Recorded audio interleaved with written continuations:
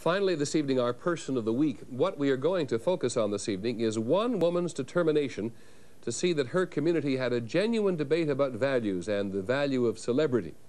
She has been an important reminder that if you are prepared to fight for what you believe in, sometimes you win.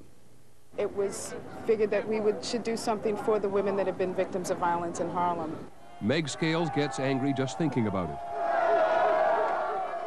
And the very idea that people in her community of Harlem in New York City were going to celebrate the release of boxer Mike Tyson, a convicted rapist, was enough to set her off.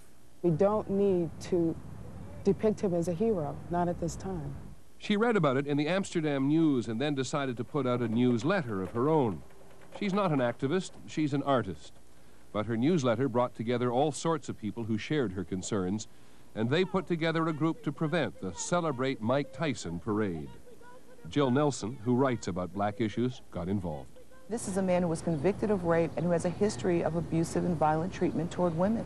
Why is he being celebrated as a hero? Today, the organizers, largely the fight promoters, say it was all a mistake. This, they said, was the beginning of Mike Tyson's second chance. He would hold a news conference and give money to a Harlem charity. Meg Scales, they said, was taking advantage of Mike Tyson. We are not having a parade, that we are not going to have a celebration. Never was. It never was. You lose when you abuse. You lose when you... The women said, then how about Mike Tyson taking a public stand on violence against women and apologizing for his crime? Apology for what? You have to first do something in offense to apologize for. So Meg Scales and those who had joined her held a vigil this week to draw our attention to the problem. Murder is the leading cause of death for black women and girls from the age of 15 to 40 in New York State. That is unacceptable. Black women are 5 times more likely to be the victims of domestic abuse than whites. An important message for the country, but there were those in Harlem who did not want to hear. How dare they climb on this brother's back and not give him some kind of redemption? In the end, there was no parade for Mike Tyson, no welcome home concert featuring Roberta Flack. Only 700 people turned out to see him. And the boxer, who says he has embraced Islam, had nothing to say about violence against women. The only thing I do is pray and fight. I don't know about anything else. Mike Tyson broke the rules, and he did his time. And by those same rules, he is entitled to a second chance. But Jill Nelson says there is more to it than that, and the community leaders should have known better.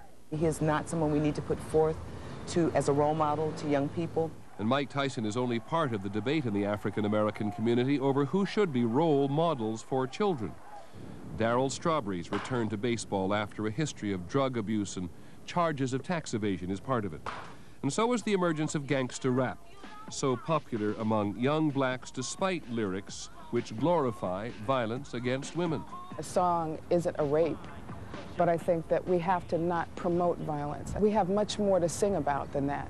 You lose when you abuse. What Meg Scales was singing this week was heard across the nation. A woman from Harlem who got angry and decided that celebrity needed to be kept in perspective. I think because it's an important issue, and I think it's something that we in the black community have to really address, that we have to develop love and compassion for all of our members. And so we choose Meg Scales. She has clearly thought a lot about what we should demand of our role models. That is our report on World News Tonight. Later this evening on 2020, hearing from the children caught in the middle of domestic violence. I'm Peter Jennings. We hope you have a good weekend. Good night.